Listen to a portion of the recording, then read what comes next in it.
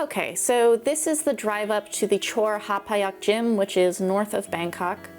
And you guys might recognize this drive up because we trained with Bang San at the Chor Hapayak gym as well. So this is the same drive up. But in this session, we are training with Wangchannoi Sor Palanchai, who is also a trainer at the Chor Hapayak gym and is definitely much more recognizable and more famous to Western fans of Muay Thai than Bang San would be. Wangchannoi is already in the Muay Thai Library with 2 sessions.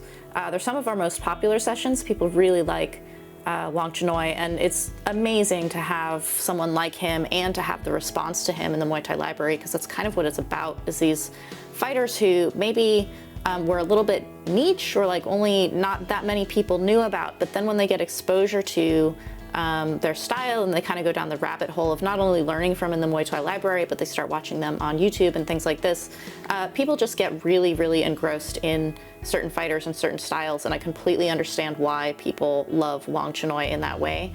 I'm very afraid of Wangchannoi. I've met him several times. He is sweet. He is one of the sweetest men you'll ever meet. He's wonderful. He works with children a lot. Like, he's just a very sweet guy. He also, you know, has a little bit of a knockling party reputation from when he was much younger. But he's in his 50s now. He's like 57. Very, very sweet guy. He's a very good teacher. He's a very physical teacher, so he's not about like verbal explanation. He's very much about just feeling his energy, which I'm going to be bringing out a lot in this Muay Thai Library session, and you can get a lot out of his first 2. Working on this, like taking a step on every strike, is something that I know now from our first session, and I try to bring back because I know this about him training with him again, and he just takes that I'm understanding that part and just goes with it, and we get much deeper into his kind of very aggressive pressuring style. Even though he's a pressuring style, he is a counter fighter, which just is an insane thing to feel right in front of you. He's very scary. So scary and wonderful. He beat Karahat 3 times, which is very hard to do. He's a little bit bigger than Karahat, but they did have the Lumpini belt at the same size as each other. Wangchannoi was Lumpini champion 4 times at 122 pounds, and he had been Lumpini champion at 108 pounds earlier in his career, and ultimately only defended that belt 1 time and then was stripped of the title because he just got bigger. So he then advanced into 122, which 122 is a very, very competitive fight class in Thailand, especially in the Golden Age. We're actually about to pass the gym, so look for this red, white, and blue sign when you're going to this gym. So 122 is an incredibly competitive class, and one of the things that I love so much about Wangchannoi is he beat 9 Fighter of the Years. Not nine persons, but 9 years of Fighter of the Year he beat before he became Fighter of the Year in 1993. The only person who was Fighter of the Year who he did not beat was Samson in 1991, because Samson was a lower weight class, so he wasn't in the same weight class as Wangchannoi. Otherwise, all the Fighters of the Year are within the weight class that Wangchannoi was fighting in, and for 9 years, from the 80s until 1993, Wangchannoi beat all of these, in order, all of these men who were Fighter of the Year from about 1983 until 1993 when he was Fighter of the Year, which is just amazing. He has very heavy hands. One of his nicknames was I Mat Samsipsam Wee, which I is it kind of means kid or boy or whatever in Thai, but if you're trying to be polite, drop that part of his name when you're referencing it. Just call him Mat Samsipsam Wee. It means 33-second fist, and he got this title, or this alias, because he knocked out Nam Kabuan in 33 seconds of round 1 of their fight together, which I'm sure shocked everybody. I knew that it was something that happened, and when I saw it, it completely shocked me. So it's amazing. And again, going back to this kind of like partier knockling bad boy reputation that he had, he also had the Chaya Kid Shivis in his name. Hey, What you guys are about to see is the third installment of Wangchannoi Soar Palanchai into the Muay Thai Library. Wangchannoi was Fighter of the Year in 1993 and was five-time Lumpini champion at two different weights, 108 and 122. What you're going to learn in this library session is an extension upon what are in the other two entries into the Muay Thai Library. In the first one, he was really teaching this like stepping on every strike, which is incredible, and you can really feel this kind of like pong, pong energy that he's bringing forward in his style. He also worked with me a lot on this, what I came to call ambient footwork in the second session in terms of like how you move around between things. Both of those are very important to understand in watching this Muay Thai Library session, so I do recommend, if you haven't seen those yet, you go back and watch them, and even if you have seen them before, go back and refreshing yourself on some of those concepts, because it's basically building upon those two concepts in this Muay Thai Library session. What he really emphasizes in this, and what I want you to look out for, is something that I'm calling depth charge.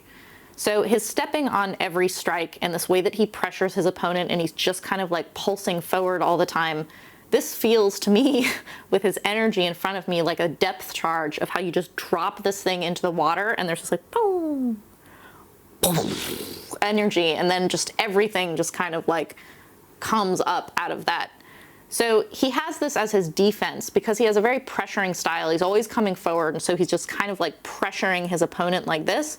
And as they're trying to get him off of them, they're trying to strike as they're moving backwards, they're trying to counter, they're trying to like keep him at a distance. He basically just blocks or parries or whatever and punishes back, and it's got this pulsing forward, destructive kind of like pong, pong energy to it. Another thing that fits in with this and that he emphasizes quite a bit, he keeps saying raw, raw, and in my voiceover, I'm translating literally what he's saying and talking about how you're waiting, because he is a counter fighter. So he is what in Thai they call Jangwat Song, which literally means the second rhythm. So it means you want your opponent to go first, and then you're going to counter them. This is also something that Duuglas-Ittu is really big on, which is that you come forward and pressure your opponent and basically force them to bring their weapons out so that you can just kind of like counter them, off-balance them, make them look silly, and then punish them. So in my voiceover, while I'm talking about waiting, because this is the word that Wangchannoi is using, he's saying raw, raw over and over again, it is not a passive waiting. You are not at a standstill letting them go first and then you're going to counter. You are forcing them to go first because you are pressuring them with space, with distance. You are eating the space in front of you, putting a lot of pressure on your opponent with this depth charge pulsing coming forward thing that forces their weapons to come out first, and then you can just get that the hell out of the way and counter them. This is, to me, energy-wise, what makes Wangchannoi so scary. If you guys hear me talk about Wangchannoi in the world, or when I'm talking about him for the Muay Thai Library in these sessions, I talk a lot about how he really scares me. He's a really intimidating energy to have in front of you, which is not his personality. Personality-wise, he is not intimidating or scary at all. He's a very, very sweet guy. But his energy in front of you, because he has this pressuring, pulsing thing, and then he hurts you off of it, it is the way that he embodies this pressure, the way that as he stands in front of you with this forward pressure that makes you kind of like want to get him off of you, and so your weapons are going to come out. This intimidation of him, this is his root, this is his energy, and this is what makes him so scary. So those are some of the biggest themes to be watching for in this session that absolutely do not miss, because those are really the core of this next installment in learning Wangchannoi style. He also works quite a bit on the Teep, and he takes the same Teep from Samart, which is this kind of side, you turn your hip, side Teep so that it can't be caught. This is important because a lot of his style is catching, parrying, countering, all this stuff. So if you're going to be using your Teep, a Teep is not really a counter move so much. A Teep is often in defense, it comes out first, or in offense, you're moving your opponent backwards. So it's important to make this long weapon very hard to counter or very hard to deal with if you're going to be the one possibly bringing it out first, or if you're going to be controlling the distance of your opponent with that strike. He has some very cool clinch escapes that he does with his arms. He does this kind of like windmill thing to get out of clinch grabs. So if you are someone who does not want to be in the clinch, this is a very, very good way to get out of it very quickly. And it's a way to not get tired. If someone is kind of like grabbing on you, you can get out of it quickly. And he also has this concept that I really want to bring forward, which is kind of,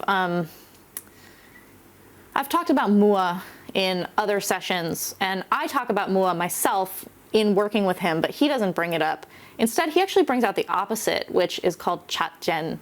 Chat gen in Thai actually means very clear, like crystal clear, crisp, precise, this kind of thing.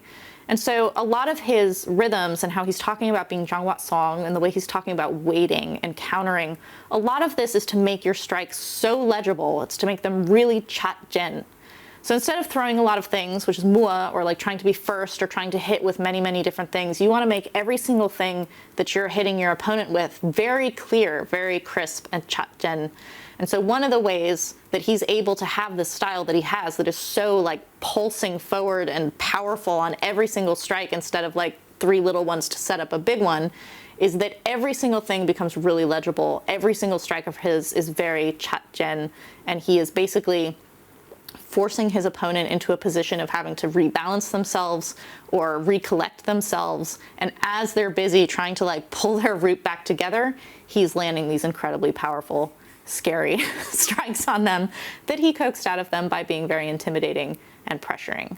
So I'm very, very happy to be bringing more Wangchannoi into the Muay Thai library. I love his style. I really like the way he teaches. I love his whole personality as a man, and I really, really love watching his Muay Thai from back in the day because he's just so scary and amazing. So very happy to be getting his particular style more into the Muay Thai library, and I know you guys love him. He's some of the most popular sessions in the Muay Thai library, so here is more of what you guys already love building upon itself. Wangchannoi Sor Palanchai Part 3. All right, so this is the start of afternoon training at the Chor Hapayak gym, and these are the Chor Hapayak fighters just doing their skipping after they've done their run as they're getting ready for training. When I was watching back this video, so I could, catch some things before voicing it over, I was just totally amazed at how much they are turning and watching me and Wanchanoi. And one of the things that Kevin pointed out is that they probably don't get the version of Wanchanoi that I get. When you're a trainer at a gym, like a pad man at a gym, there's not a whole lot of instruction. It's not a kind of like, I am now under the tutelage of whatever this incredible pad man is. They just kind of like, he's the one who's making them do all this work. But when he's teaching me, when he's instructing me on specific things, part of their watching is they're downloading a way of teaching and information that they might not get directly when they're training with him. Wangchannoi uses pad work as his training method. You can see this in both his first and second session. We also ask him to help teach me on the bag because he uses the bag to teach jangwat, or rhythm and timing. But here we go. Just watch his face and look at his cartoon like, ah, and you'll see why he's so intimidating, but also he exposes how he feels about his movements in the way that he like kind of caricatures them. So he has this hook that's a little bit like you keep your elbow very tight to your ribs and you almost slap with like the front part of your fist. This is what he knocks Namkabuan out with. It's very fast and it's surprisingly hard, and he uses it while he's pivoting to the side. So a lot of our pad work is actually just power as I'm coming towards him, but how you learn from this, like what he's getting from me by having me hit the pad so hard at this kind of like steady pace here, is his kind of like pressure style with heavy hands and hard strikes. He moves into his opponent's space, forces them to fire, and then punishes them. Right here, he's having me teep him, and he's turning sideways the way that Samart teeps. Not a lot of people actually teach like Samart back in the Golden Age, but tons of Golden Age fighters teach the Samart teep now. So it has become the kind of like gold standard teep that everyone kind of seems to have taken from Samart. The point Wangchannoi is making there is that if you teep straight up, not only can people catch it, but also you're off balance. So he wants me to turn my hip so that you can teep with a lot of power and not knock yourself backwards, especially because I'm smaller than him. So I knock myself off of him. I like ricochet, but there, if I turn, I don't bounce off of him. Nah, better. He wants a very deep turn. I'm struggling with it because actually my foot is broken, which I didn't know at the time, so I'm doing my best through a lot of pain on that right standing foot. So you have to kind of land on the full foot so that you have balance, but it turns to the side as you're throwing that teep out. I can't put weight on the ball of my foot, which is why it's a little hard. So here he's going to position how the end point should be when I'm hitting him. See how my arm and my leg are almost like one line together as I'm hitting him with that teep. And here he's just invading my space. He's just walking towards me to put that pressure on me. And I'm just supposed to be using this teep kind of like a jab, but a little bit like a spacer. Like I'm just juggling him.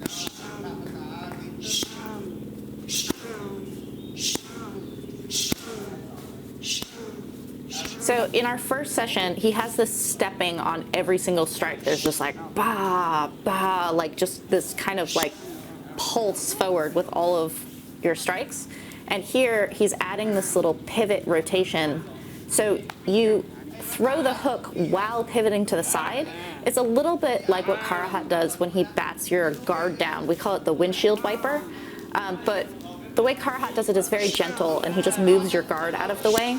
Wanchanoi is getting that guard the hell out of the way with this, like, you can hit someone in the head with the actual hook. He says to aim for the neck, not so much the jaw, or you can hit their guard. So you're basically just slamming them off balance, but you're moving to the side at the same time. See how he's pivoting to the side of me? And he can go in either direction, and that opens up for whichever side of his body is now bladed away. You can see all these guys stopping their jump rope to watch what he's teaching me about this hook here. So there, I went towards his left side with my right hook because that's where the pad is, but I really need to be stepping my right foot over as I'm hitting that hook. So it's a pivot and a hook at the same time.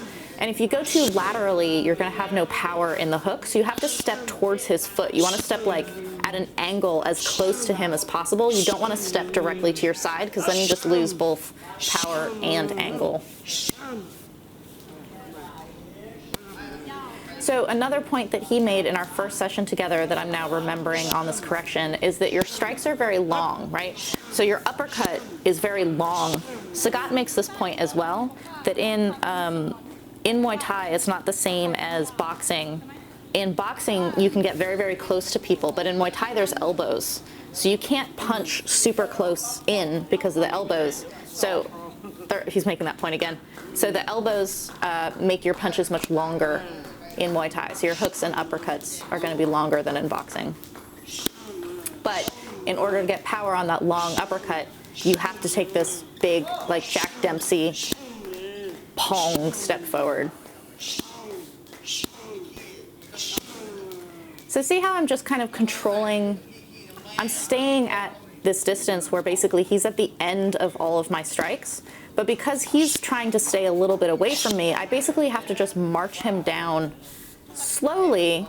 It's not dragging slow, but it's not rushed. It's not bursts of strikes. It's a steady walking down and kind of like pong, pong, pong, like just keeping him on the end of everything in this pulse. It takes me a little bit. I'm starting to get a little bit more comfortable with that banging hook on the pivot. I've started working on this in my sparring with Yodkun Pan, and it works really well. He'll get used to it after a while, and I'll have to like find a new solve. But right now, it's working really well.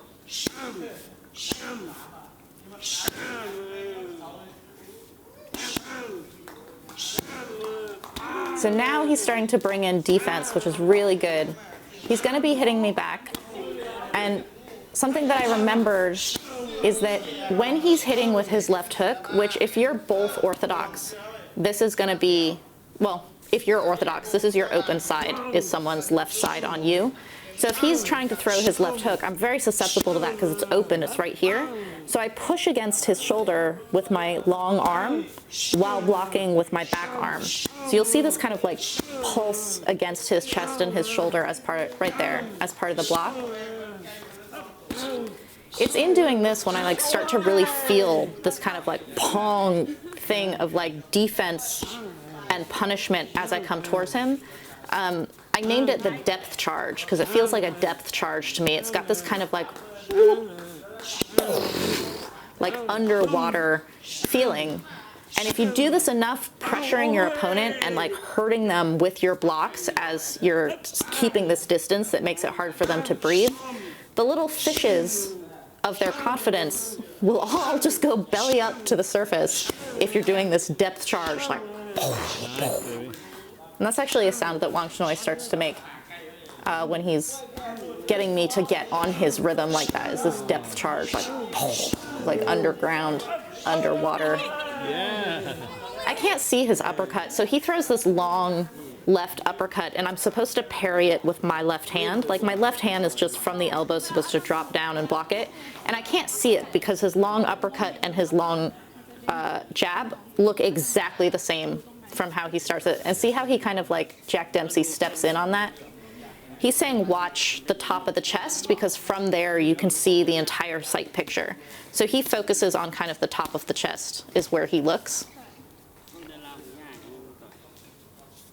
And he wants your guard, basically your thumbs are touching your eyebrows all the time. He says from up here, you can just parry anything that's coming towards your face. So you can protect your face just by keeping your guard up with your thumbs by your eyebrows, and you do these parries like this. And then for bigger stuff, you're kind of like pulsing out to keep pressure on him. But by having your hands up like this and you can see everything, you're just doing these tiny little parries to interrupt anything that's coming directly straight at your face. Ah, look at his weight transfer when he brings his punches forward. And then he's very steady in one spot when he's doing his parries, and he parries very close to his face. He does not reach out for any of those parries.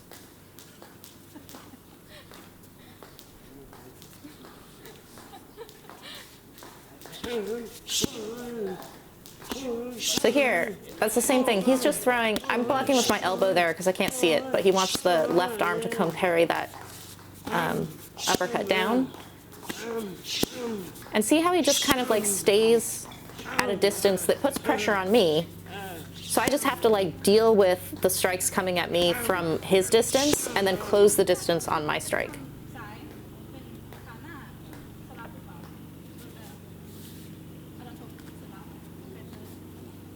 So I'm asking about how to cover this distance for the left kick.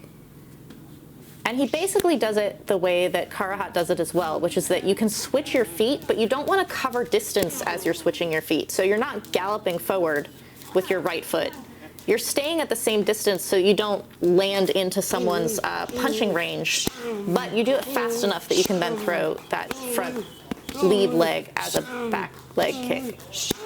There, I'm starting to feel that kind of like depth charge pulsing forward on that block there by hitting his chest and kind of off-balancing him. In his first session, he talks a lot about off-balancing your opponent in order to land your more powerful strikes. So you're constantly trying to off-balance them, and then the moment they're on one leg or trying to catch their balance again, you're kicking them or kneeing them or punching them already.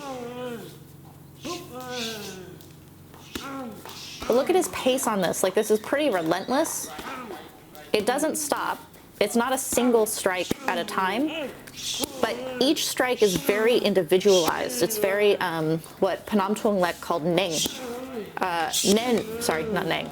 Nen. Nen means like tight, like very like precise, explosive, very legible from a distance. So it has the one strike at a time visibility to it in that everything is very articulated, but the pace is not one strike, stop and move around, one strike, stop and move around. It's one pulse, pulse, charge, like just relentless.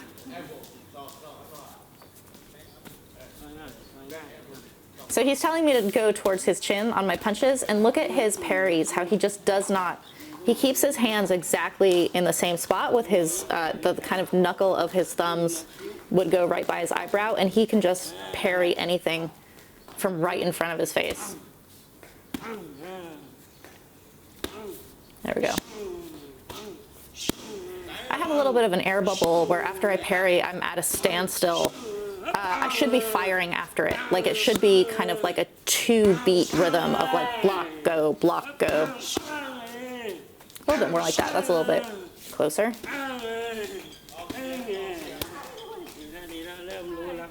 So he's starting to feel it. So he's like, you're getting in this now.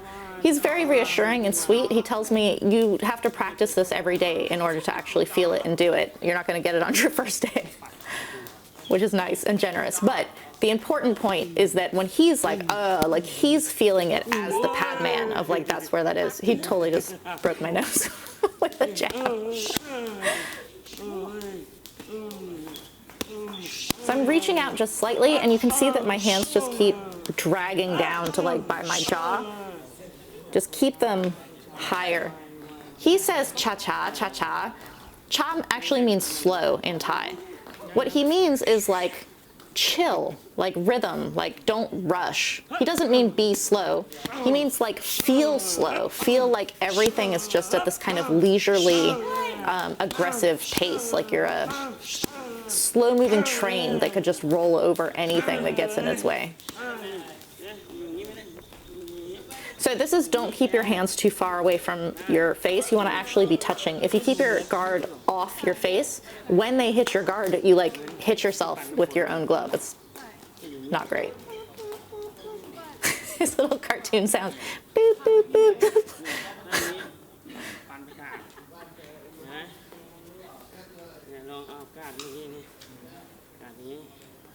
So he's showing me exactly there how not to keep it low and not to keep it off your face. So like make actual contact. So you have to be able to teach yourself where exactly your sight is. Like you can't put your hands right in front of your face because then you literally can't see anything, and it can't be too wide because then you're not blocked. You have to learn to see through your guard that's up. So mess around with it, and you have to train your eyes to be looking out through that sight picture. I drop my hands a lot after strikes, I think because I can't see, because I put them up for a guard, and then I drop them back down in order to be able to see. But if you can see with them up, that's the ideal.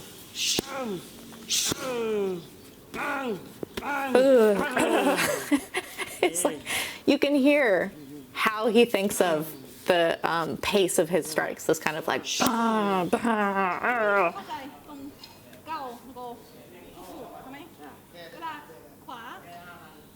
So I'm telling him I can feel stepping forward for my front side. I don't actually feel how to step forward with my right. Like when I come forward with my right, it feels too behind everything. So he's showing me physically how not moving your back doesn't work. So you basically think of the front leg as not coming first, but it's just guiding the back foot in. So when you're stepping with your front side, your front foot and your front hand land at the same time. When you're coming with your back side, it's almost like the front side is just clipping through the door before your right side gets there, but it's not dragging it. It just happens to be in front of it. You're really thinking of your back side coming forward. All right, so we're getting some powerful teeps here now to start this round. So I'm basically pushing him backwards with my legs. So I'm teeping and kicking. So teep to move him backwards, which makes him off balance because he has to catch himself. And then kicking before he has a chance to correct this.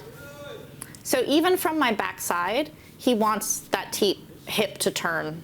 Some people don't do that with their back teep. They only do the smart teep with their front side. He wants it on both sides.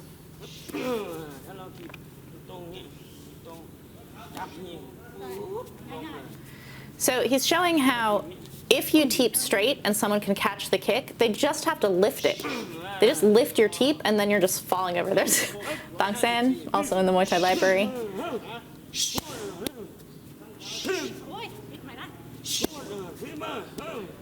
So it's a little bit hard for me to move him. He's much larger than me. But there has to be a jolt on the teep. It doesn't have to be super powerful, but the timing on it has to be very like punk. You can't have a lazy push on the teep. What? He has so much more room than me for some reason. So when I'm teeping at the same distance from him, and I'm actually shorter than him, so my legs are shorter, he feels too close. He's closer with longer legs, and because he's turning his standing foot so hard, he actually has more room to then like side kick me off. So the turning of the standing foot is a huge part of the spacing and control of that teep. So before I was just kind of like charging towards him with this kind of pulsing pressure. With the teep and the kick, this is now me kind of he's making fun of me. My balance is going backwards. So he's making fun of me there. This is him coming towards me, so I basically have to juggle him off with my teep, and then if I get him going backwards, then I can start coming forward with the teep and kicking him. It's basically a way to change direction or to control someone who's coming towards you. So now he's coming at me with hands a little bit, and it's the same thing back to that parrying and punishing. So he's making me change directions all the time, right? So he starts coming towards me, teep. Then he starts going back, I have to start following him.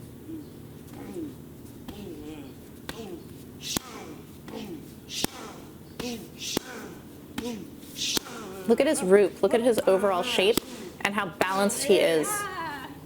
He was very happy with that push off on his shoulder as he was hooking me, because that's the like depth charge that he definitely used in his fighting, and he wants to feel it off of me. But see how I can just block whatever he's throwing at me, stand my ground, and come back with something? This is what he's trying to get out of me. It's this like, I don't move back from this spot. Yeah. But I'm not as scary as you. Yeah. He's telling me you have to do it every day. You can't just do it out of nowhere. And so I'm saying I'm not as scary as you. I'm like, you're very scary. Look at the face he makes. I think he thinks it's funny when I tell him that he's really scary. I tell him this often.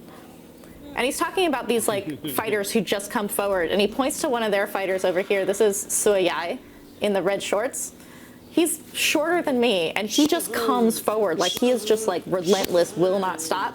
And Wangchannoi is like, oh, have you ever seen Sylvie fight? And I was like, oh yeah, I'm actually a fan of Sylvie. And he was wrapping his hands, and he's like, what? Like, he had no idea that I would even know who he was.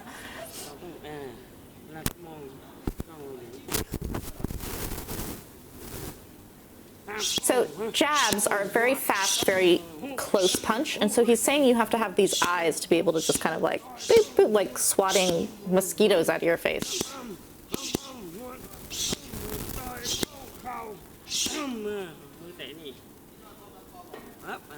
So he wants me to make contact on this knee. This is very, very standard to kind of like cross the person's body with your arm. This gives you protection from like hooks and punches, but you can also latch onto their shoulder or their neck or their head and kind of pull them into it as well. It's like an anchoring point to really have good balance and power on your knee as well.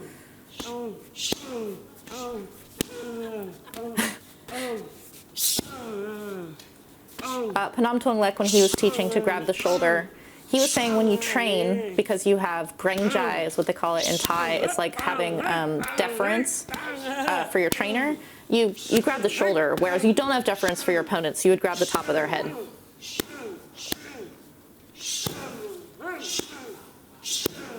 So now we're getting back a little bit to those like pivoting over.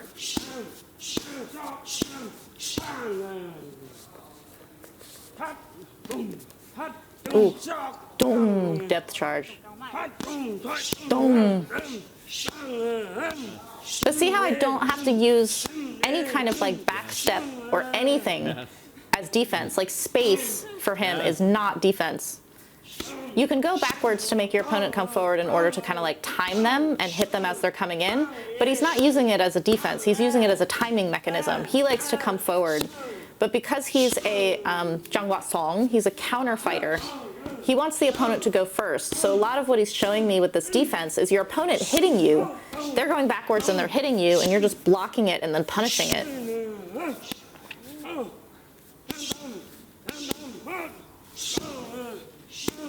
I love his sounds. It's like, definitely got a like encouraging element to it.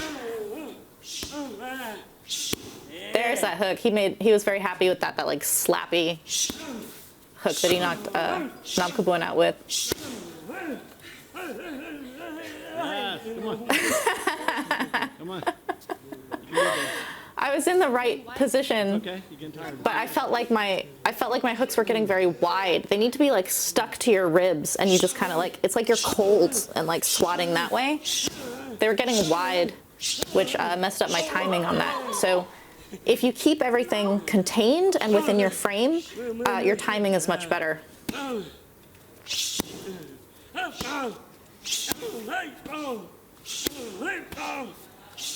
So I am waiting for him to go first.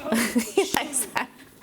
I like that he cheers every time I get that like block and shoulder push at the same time, because he can feel the kind of like pong off of it. That looks good. That feels good. This is why Wangchanoi's style feels so good. It's just like, I am taking this space. Ugh. My teep is terrible though. His teep was good. Wangchannoi has a good teep. But see how I'm basically going from side to side on him? Like I'm kind of corralling him by pivoting this way, kick, pivoting this way, kick. It's this kind of relentless corralling him into the space right in front of me by slightly stepping outside him all the time, because then he can't do a deep pivot to come out. Just marching him down. He said I'm in good shape, which is nice, because I didn't know if he was gonna stop. Som talot. He's saying you have to do this all the time. You have to practice this all the time.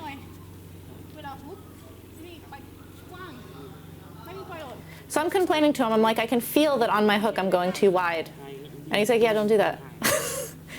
Look at how he's just stepping. If you look at his feet compared to my feet, you can see how he's stepping outside my guard, and then he's literally pushing my guard into myself to off balance me. Oh, so pretty. And he can just land with power on everything because of where he moves.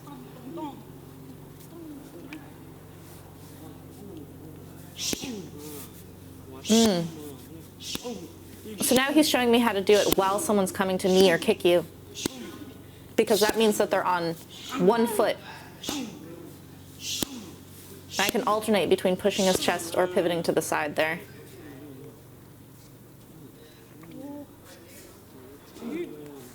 Gotta have that block too, though. Like, when you have a very aggressive offense like this, that's this kind of like pressuring coming forward offense, it's so important to have really good defense as well.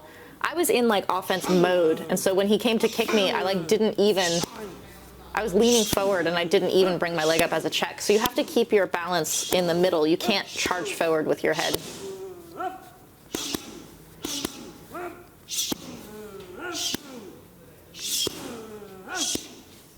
Here we go a little bit. So I'm keeping him at the end of my strikes here, like he was trying to have me do in the first section. See that? Don't have to take any kind of step.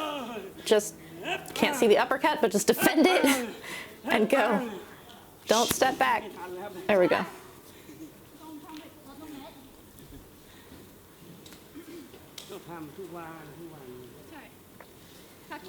It's like every day. You have to get used to this rhythm and this practice every day, because it's not like I did it once and now this is how I work.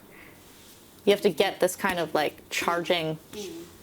Crew Thailand, in his first session in the Muay Thai Library, he also has this stepping on every single strike thing. And it's like the foundation of how you get power into your strikes and how you come forward. When you have power on every single strike, and it doesn't mean you're throwing with power on every strike, it means that the way you throw has power on every strike, you're intimidating and hurting your opponent. I can't see his uppercut, I can't see.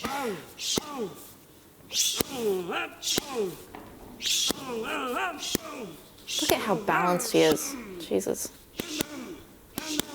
I feel like people don't geek out and appreciate their padmen enough. Like, when you actually watch padmen and how much energy they expend and how much they shape you as a fighter, just in how they move, it's incredible. To have a good padman is like such a blessing. You should geek out and watch your padman more. If you have a bad padman, don't do it. He's good. Ugh. Ugh. Because there's no like change in tempo, there's no like, there are other styles where it's kind of like soft, soft power or like slow, slow explode. Because it's all one pace, all one power all the time, you find these kind of like rhythms in distances rather than rhythms in timing or power or something like this. So I'm asking him what to do if you're going backwards. And so he's having me just teep him. Like if I'm going backwards, just juggle him, just teep him off. And he's Wangchannoi, so he doesn't care. He's just going to keep marching towards me. So now he's showing what to do if you're facing a femur fighter. So I'm Wangchannoi and he's the femur fighter. You just have to keep coming towards them. But he actually says the same thing that Duuglas-Ittu says, and what Duuglas-Ittu teaches is that you don't ever bring your weapons out first. You march your opponent down with pressure, and as they're going backwards, they have to fire at you. They're like, oh my god, this person is coming at me. I have to score on them or punish them or hurt them as they're coming towards me, and this forces them to go first.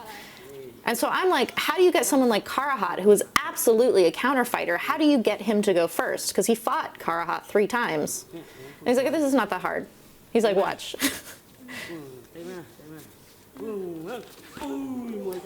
So see how he basically just blocks whatever I'm throwing at him as I'm trying to get away from him?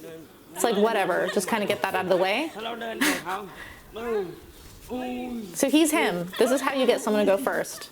You pressure them, their weapon will come out because they're trying to keep you off of them. You just parry it, block it, whatever, and then punish them back. You force them to go first by forcing them to go backwards. I don't know that in contemporary Muay Thai that's still the case, where going backwards you have to fire. Back in the Golden Age, you could not go backwards without scoring and win. I think now you can.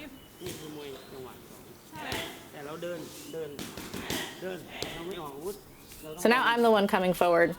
I have to put pressure on him so that when his weapons come out, I just block it and counter. But I'm really bad at making people go first.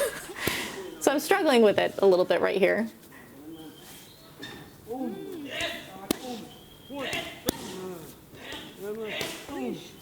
There we go. A little bit more pressure on the counter.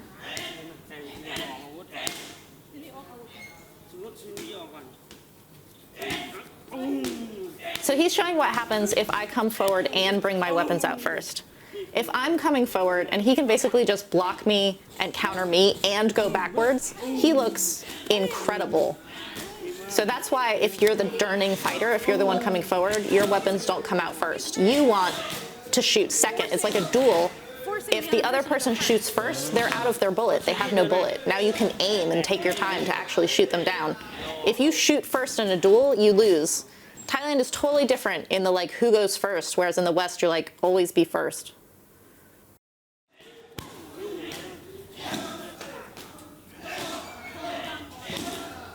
Okay, so here I'm trying to do more of what he's been talking about putting the pressure on and just blocking so that you can be Jangwa Song, so that you can be the counter fighter. So see how close I stay? He's showing me again how to do this correctly. My weapon comes out first as the person coming forward, and this is not a good idea. So I basically just have to cut him off. Again, this is Duuglas-Ittu style. Cut him off, put pressure on him, and then his weapons come out. I just deal with those. I block them, count, like parry it, whatever. And then I can land my power shot to punish him. I really struggle with this. It looks really cool when you do it right. Like every time he switches and he shows me how he wants me to be doing it, it looks amazing. Like that's part of the reason why he's so scary, is that because he just, look at how he catches it and he's like, I'm gonna kill you now. The way his scariness comes out is that he's pressuring you and you're like, oh my god, you have to like kick him or do something as he's coming towards you, and then he just totally gets that out of the way and hurts you. It's very intimidating. See how he uses his shin to block that teep?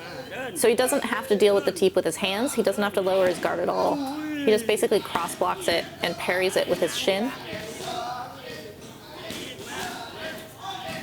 Here, trying to cut him off. When I'm cutting him off, I should be staying at the same distance from him all the time. Like, I basically still want to have him at the ends of all of my strikes. But you have to be able to strike out of your movements. This is, if you watch the Yod Kunpan shadow boxing session, this really helps you in how to train movement and weapons coming out of your movement. There we go. Counter. Take that air bubble out. So energy-wise, I'm following him as I'm like tracking him down. If my energy were more intimidating, if I were bringing that depth charge, that kind of like pulsing pong as I'm coming towards him, this would make me scary, like Wangchannoi, instead of kind of like maybe I can block him before he gets me kind of thing. It's an energy differential between the two of us. So I'm asking him whether you block and kick with the same leg, and he's like, it does not matter, and it does not have to be immediate. It has to be the correct jungwat. It has to be the same, the correct timing. So if you want to bring your foot down in order to then have a like really powerful kick off of it, that's how you do it. If you can barely bring it down and bounce off the floor like with a trampoline and do it that way, but it's going to depend on you and your timing.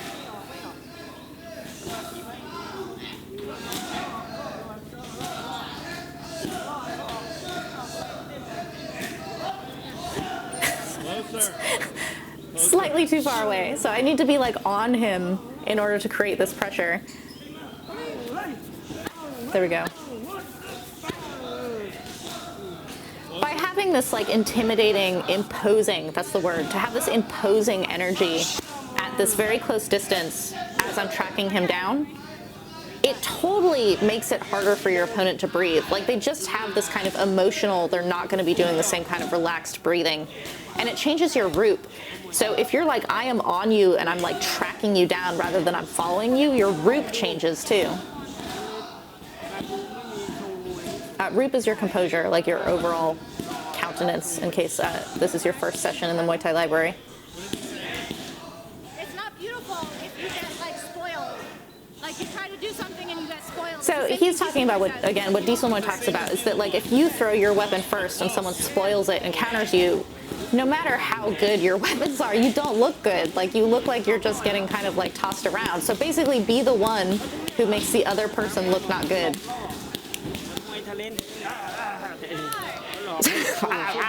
He's talking about faking. When you fake, you get people to kind of like be jerky and not beautiful.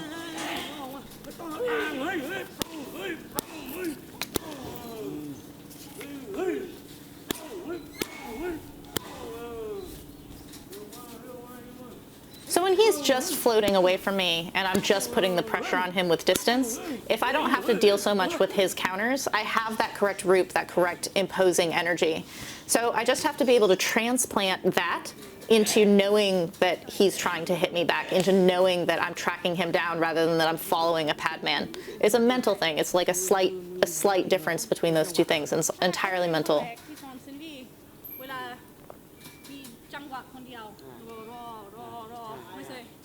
Saying I have to spar a lot. You saying that? Yeah. So sparring is how you learn how to do this. Sparring is how you practice doing this. Because if I'm using only my own jungwat, like I have no opponent in front of me, I can do this all day. I can totally have this like in my head visualizing where you're going. As soon as you actually have someone who has an opposing will and an opposing rhythm that you have to like track down, you've just gone into a different level. So you have to practice this with someone in front of you, but learn it first in shadow boxing, learn it first like with your own visualization, and then bring someone's opposing energy into it.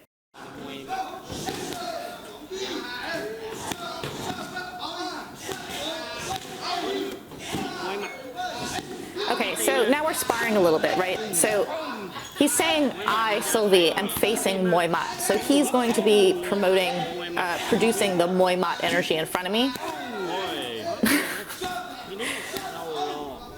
So he's saying we wait. Rao ro. Rao is us, we. Wait is raw, rao raw. We are waiting for the opponent to go first. That's our jangwat, is waiting.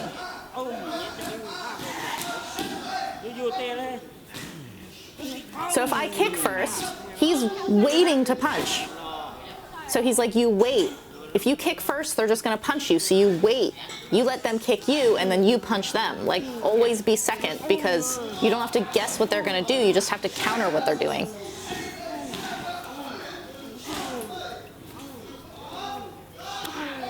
So watch his weight transfer, watch his feet, his knees, and his hips. And I actually really like watching his shoulders. He has this beautiful kind of line in his shoulders. His root, as he's coming at me very gently in this sparring to show me how this works, look at how his weight transfers forward and rocks to the side and like changes these angles as he's being Muay mat for me. And see how he pulses forward? He's I kicked first, and that's what happened. He's showing how if you're Muay mat and you just punch, the opponent's like, but nothing.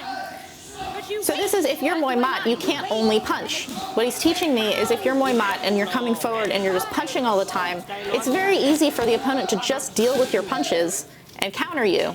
So if you want to be Muay mat, you have to do something in order to get your punches in. And for Wangchannoi, that means waiting. What you're doing to get your punches in is waiting, because they do something and then you can punch. So now I'm trying to juggle him a little bit, like we were doing earlier. Very much enjoying his sound effects. It's one of my favorite things about him. You can actually learn a lot about someone from the sound effects that they make in terms of like how they feel things. Karahat, with his elbows, he makes this like fop, fop sound. So you can hear that he thinks of them as being these little like razor blade swishes rather than like a chong, chong, chong. So the way that Wangchannoi makes these sounds of this like bong, bong, like he feels this kind of like ringing a bell. He's saying you have to wait. And I'm saying that I drift backwards. So this is another thing about being the waiting fighter. When you're the waiting fighter, you stand your damn ground. See how I'm not moving and I'm going to counter him? If I drift backwards, I'm being affected by everything he's throwing at me until I'm ready to throw my counter, and this looks really bad. I do too many things. It's Muay, because I do too many So I'm Muay. Muay means like indistinct, non-crisp, muddy, muddled, all this stuff.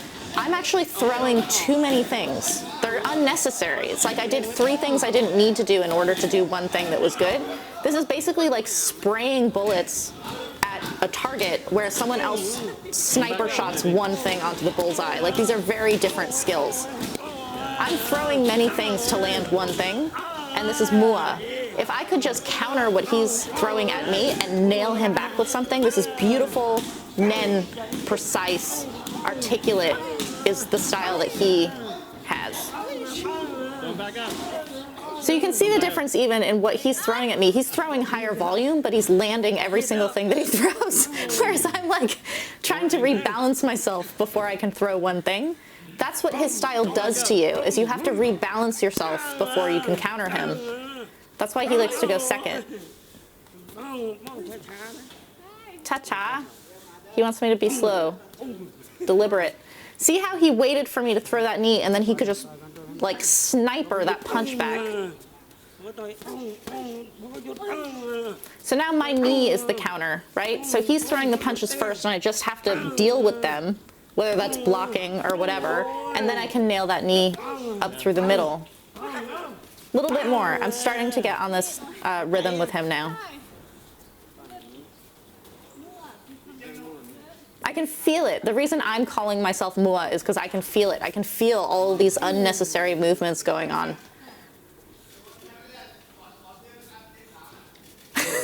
He's coming at me with his like mean face now. He's trying to come grab me for the clinch.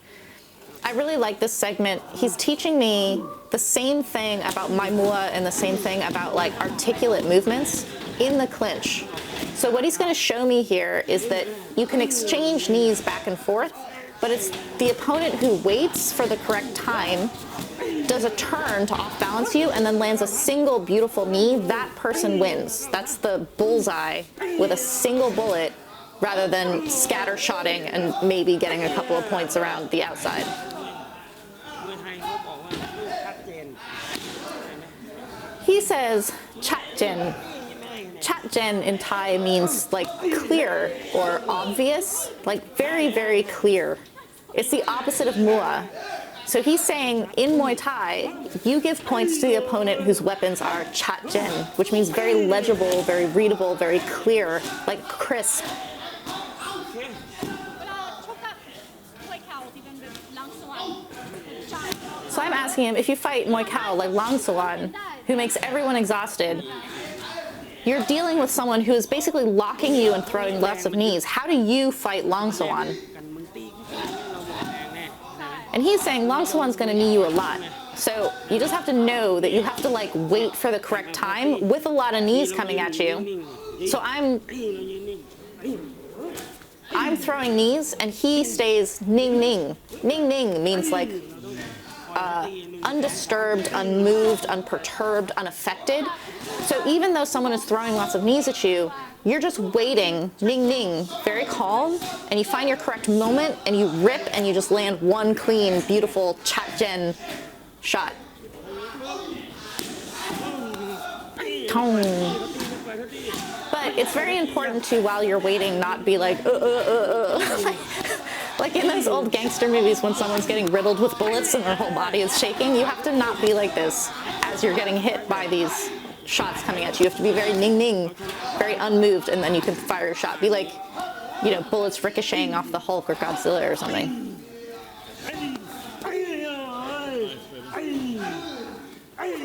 Ning ning.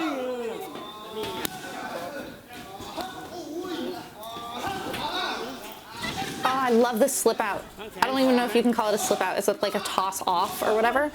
But he basically is like taking a sweater off. ทำมานานไม่ได้ So if someone has like a double plum on you, if someone has like a double grip that's a really dominant position, he actually just throws his arm across, because my two arms are out, he throws his arm across the two arms and then just throws it down, and my whole body gets thrown off of him.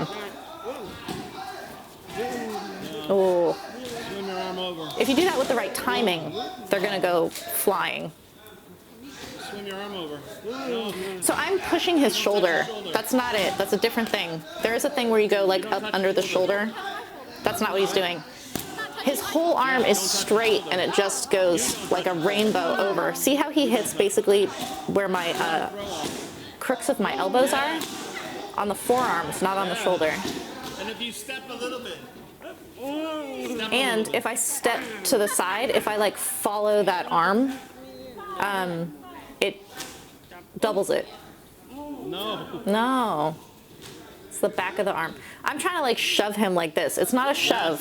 It's literally just like, it's almost like you're windmilling to the side. Like a tidal wave. And if your legs go too, even better. all the more. Step and pivot. No, the other way. Ugh. This way. Wangchannoi, now. See how he just throws his arm? So if the arm goes in front of the opponent's body, that's it. So you're basically like wiping in front of their chest.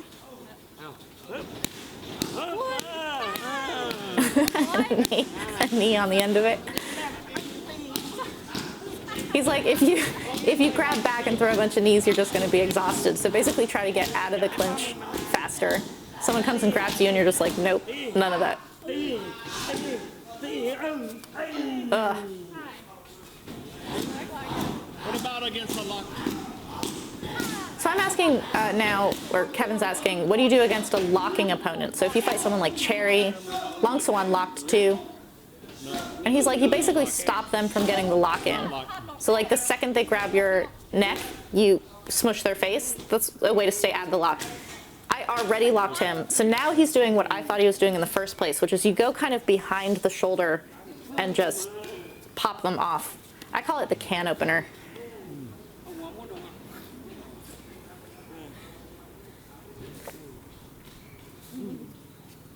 อันนี้อย่างเวลาปั้มระวังเขาอยู่ข้างนอกเนี่ยระวังเขาอยู่นี่ระวัง So he's saying be very careful of having like lame arms on the inside. If you're not controlling the opponent's elbows, they can elbow over. So if I have my hands like this and someone has their arms inside but kind of lazily, I can elbow over. So you have to really put weight on the crooks of someone's elbows, either from the outside or from the inside, to block elbows like this.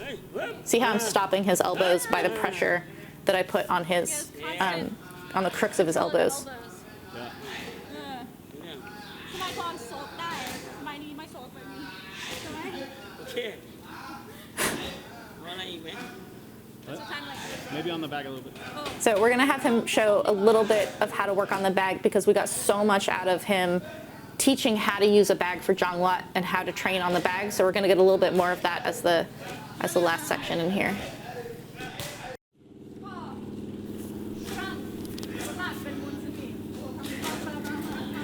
So I'm like, in the West, we learn how to like really wail on the bag. Like we learn to just, you know, be very, very busy on the bag, hit it as hard as you can, as many times as you can. It's kind of like a burn drill at all times, and then maybe kind of like dance away from it to breathe and then come back in.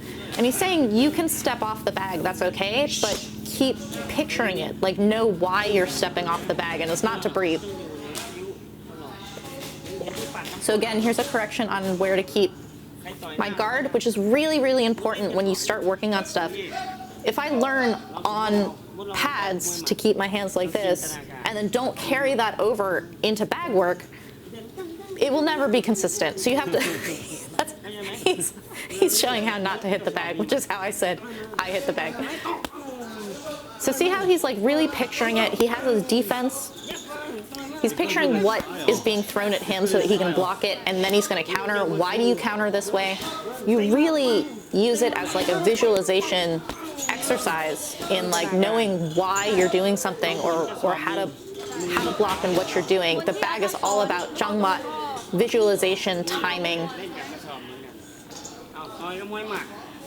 So now he's like, picture that the bag is Muay Mat. So what I need to do if the bag is throwing punches at me, keep my guard up, deal with the punches that are coming at me. If I parry, what comes over that? If I block, what angle am I at? How do I step off to the side?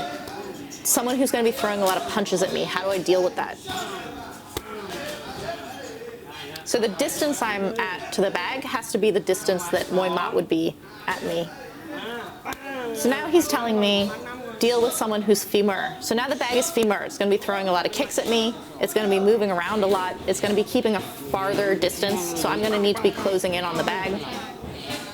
Remember, you want to draw the punch so you can counter. Oh no, now it's femur. Yeah, but when you block, you're still countering.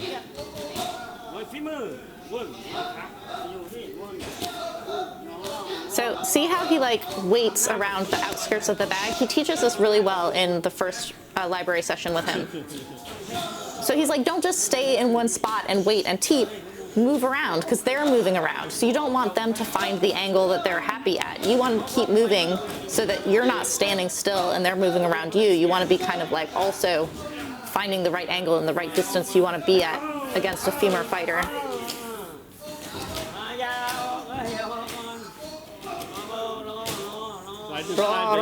Like wait.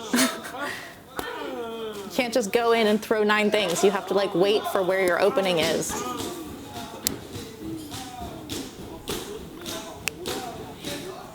So if the bag is femur, I should actually be pressuring the bag a little bit. So he's saying you can throw like 2 or 3 things at a time. You wait, and then you can throw like a little bit of a combination or like 3 things at once, but then you have to move. Like you can't just throw 12 things on a person. It's never going to be that way.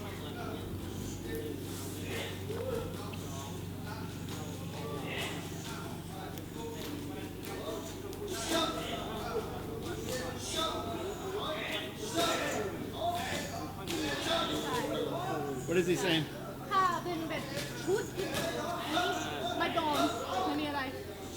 He's saying for every one one that they throw, you throw 3 back. But 2 is going to make you a little bit more tired, but 3 is going to nail them, like no matter what. Yeah. You finish them. You punish them for everything. So you want to think about what each one of your strikes is actually doing. Like you don't just throw 4 things because it needs to be 4 things. You want to think, how do these set up for the power shot that's actually going to hurt someone?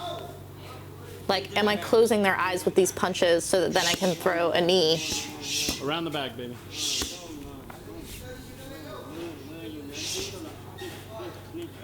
Again, get that guard.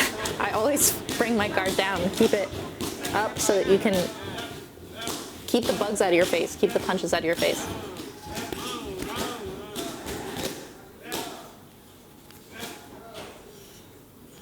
Little fancy feet.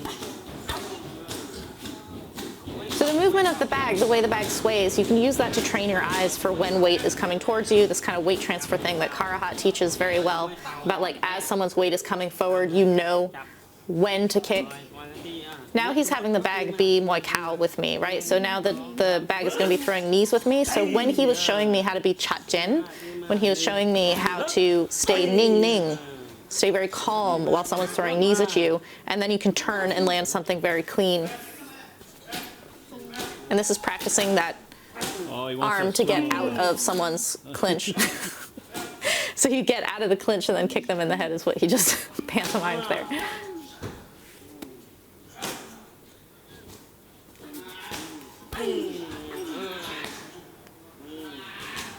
So here I'm Ning Ning, but I need to be picturing someone actually kneeing me. So he's making a point about me not letting my body get thrown back when I'm getting a straight knee. So if someone throws a straight knee on me, you don't want to go bong and get knocked back. It looks like you just got gutted. You want to pivot all the time. So you let the knees slip off of you, especially with Vaseline. They're just going to kind of like slide off your belly. So while you're on the bag, while you're trying these things, you need to recreate this. There he's showing the, like, they're sliding off the sides of you.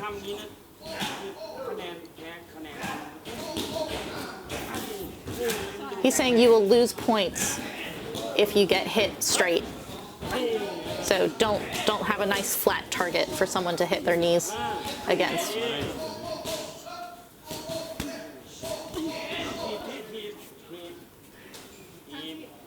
So now I have to go back to this teep.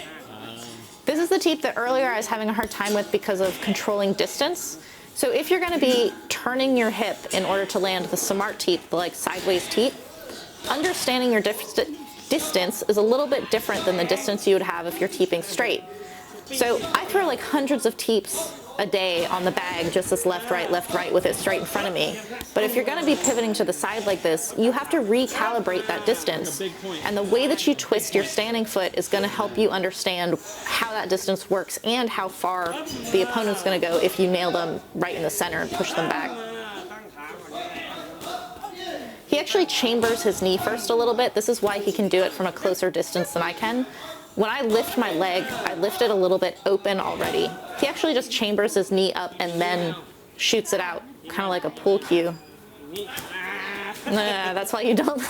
That's why you don't teep straight.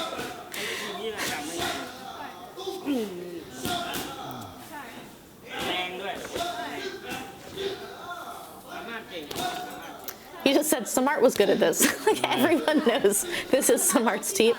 And so I asked him because Wangchannoi was Samart's final fight. Like, Wangchannoi was Samart's retirement fight.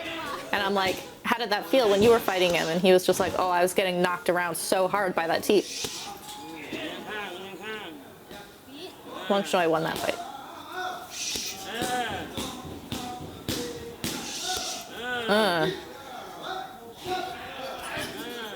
So I'm turning it a little bit into like two beats in the rhythm. He has it pretty much like 1-2 flowing together. His is 2 beats also, but they flow very nicely together, like a slip or something. Like boop. Mine are like bump, bump. So I have to work on how to move that transition between those two. I really love this kick that he has. It's really powerful, and we have some slow motion of him hitting the bag, and his kick on it just has this like beautiful power. He's doing a little bit of a question mark kick, so he was showing how you drag the back foot forward a little bit and then you do this really deep turn on it. Boy. Look how pretty. You His knee cannot comes. see that. Look how far Look at his him knee drag it.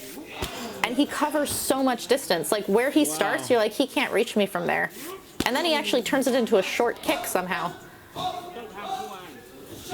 Again, don't come to one. You have to do this every day. This is not something that you just like pick up. Chabai lele means like it will come gradually. Very encouraging.